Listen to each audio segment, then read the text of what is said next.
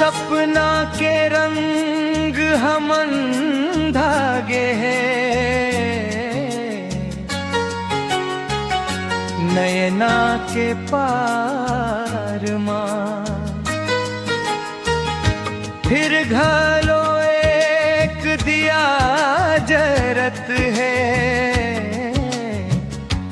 आस के मजार मां।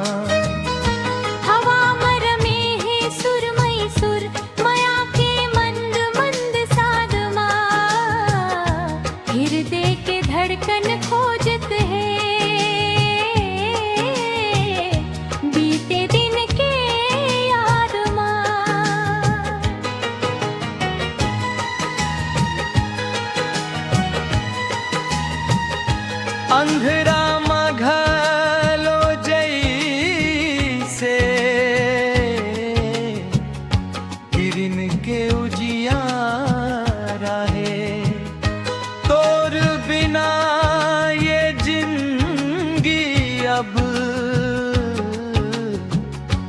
लागे आधा अधूरा है।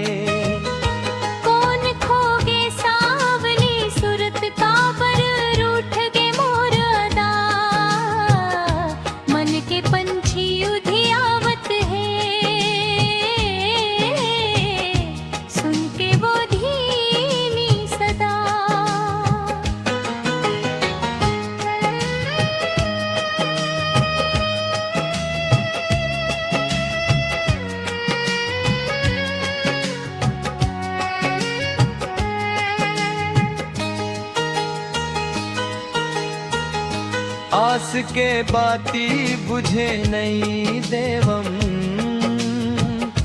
दुख के चाहे आही आवै, तोर सुरता के उजियार मां जिंदगी ह गुनगुना